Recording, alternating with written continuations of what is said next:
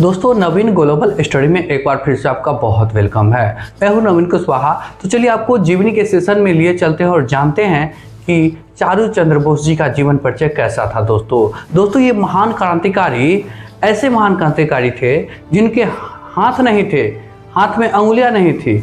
दोस्तों, हाथ की अंगुलियां नहीं होते हुए भी एक वकील जो भारतीय क्रांतिकारी के लिए अभिशाप था, झूठा मुकदमे पर फंसाकर उसको जेल भेज देता था, बहुत परेशान करता क्रांतिकारियों को। तो उसको मारने के लिए इनके हाथ नहीं थे, फिर भी पिस्तौल को हाथ में इन्होंने बांधा है, ठीक है, और रस्सी के सहारे दूसरे हाथ से टाइगर को उसको खींचा है और इस तरह से घटना को अंजाम दिया है। दोस्तों तो चलिए जानते हैं कि खास जीवन परिचय कैसा था और किस तरह से देश की स्वतंत्रता आंदोलन के इतिहास में अपना नाम अमर किया है। दोस्तों तो चलिए जानते हैं। तो दोस्तों ये हैं चारू चंद्र बोस। दोस्तों महान स्वतंत्रता सेनानी चारू चंद्र बोस। महानता किसी भी क्षेत्र विशेष की हो दोस्तों, व्यक्ति वही सफल होता है जो आत्मबल की नैतिकता से मजबूत हो दोस्तों, फिर चाहे वो शारीरिक रूप से कोई कमी ही क्यों ना हो उनमें। इतिहास इस बात का साक्षी है कि शारीरिक कमी या त्रुटि के रहते भी दृढ़ प्रतिज्ञा वाले लोगों ने स्वर्णिम सफलताएं अर्जित की है। महाराणा सांगा का उदाहरण लिया जा सकता है, जिन्होंने छत बिछत जिस्म रहते भी अपने मनोबल को कभी डिगने नहीं दिया।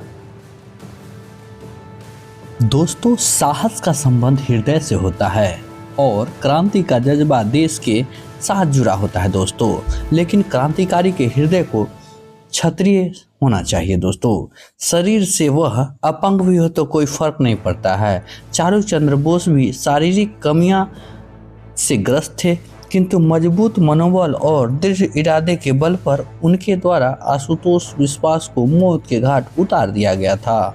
देश के सपूत ने इस हत्या के द्वारा दर्शा दिया कि देश के कपूतों के साथ किस प्रकार का व्यवहार करना चाहिए। आशुतोष विश्वास अलीपुर का एक सरकारी वकील था। वह अंग्रेजों का गुलामी की हद तक भक्त था।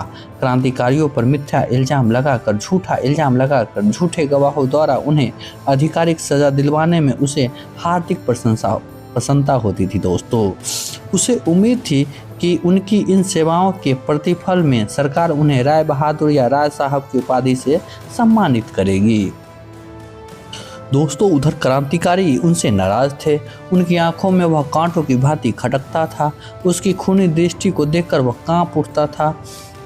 उसे डर था कि मौका मिलते ही वे उसे मौत के घाट उतार देंगे।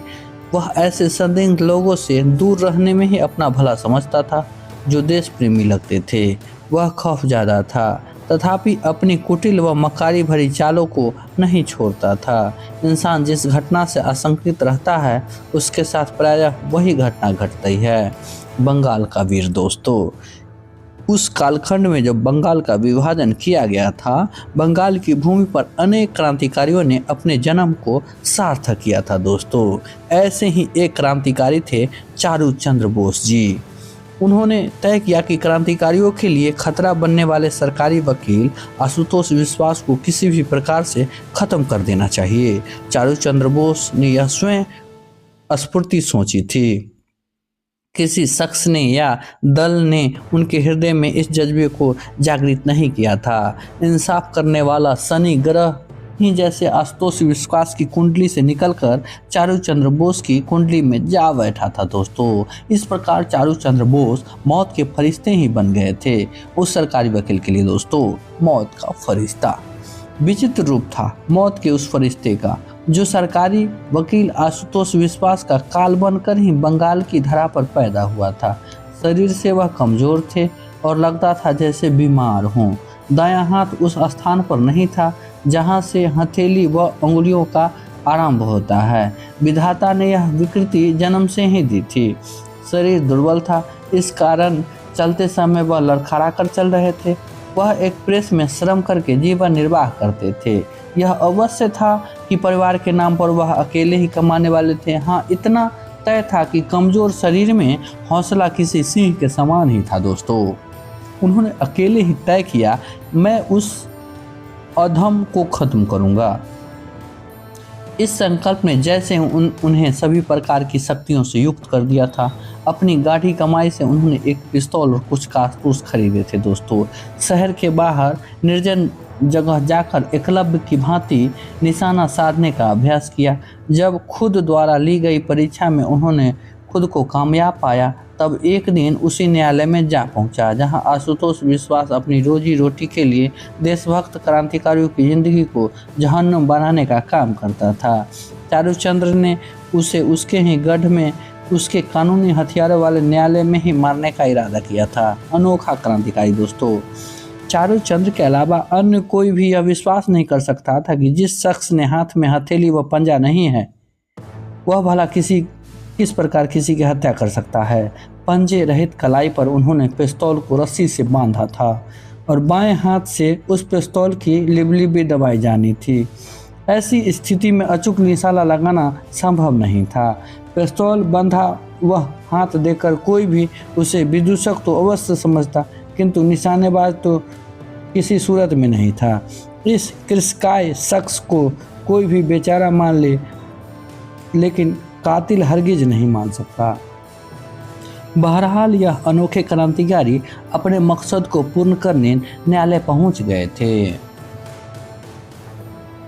दोस्तों, न्यायालय का जब काम खत्म हुआ तो आशुतोष विश्वास कक्ष से निकलकर बरामदे पर पहुंचा।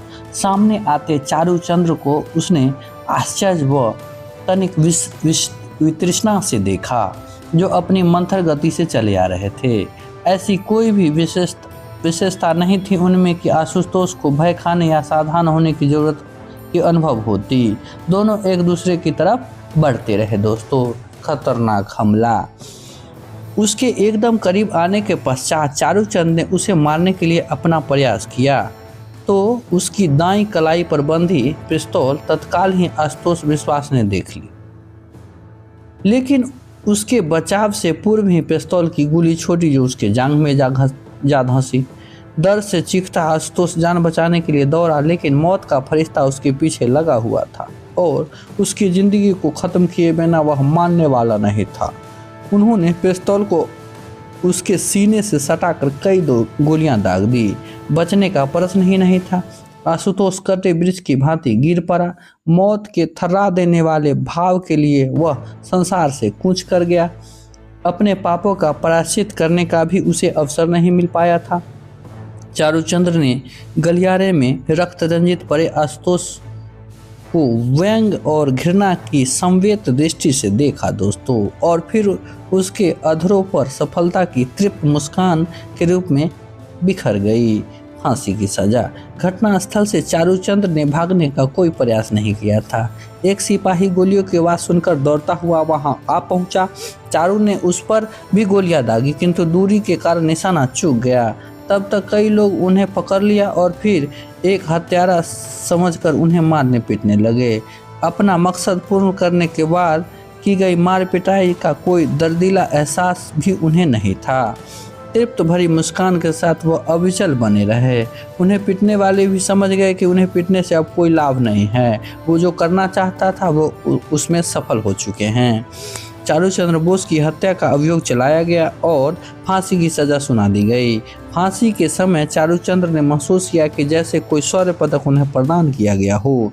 उन्होंने उस पदक को ईश्वर का पुरस्कार समझकर अपने गले में डाला। इस प्रकार 19 मई 1909 को चारूचंद्र ने अलीपुर सेंट्रल जेल में फांसी का फंदा चूमकर साबित कर दिया कि मातृभूमि की पुकार पर उसके लाडले हर युग में अपना धर्म निभाने के लिए तैयार रहेंगे। दोस्तों चारूचंद्र बोस जी का जीवन परिचय आपको कैसा लगा? अगर अच्छा लगे तो आप कमेंट जरूर करेंगे और 2-4 दोस्तों में शेयर करेंगे। आप हमारे नियमित पाठक बनिए और आशीर्वाद दया दृष्टि बनाए रखिए। मिलते हैं नेक्स्ट वीडियो में, तब तक आप अपना बहुत ख्याल रखिए। धन्यवाद।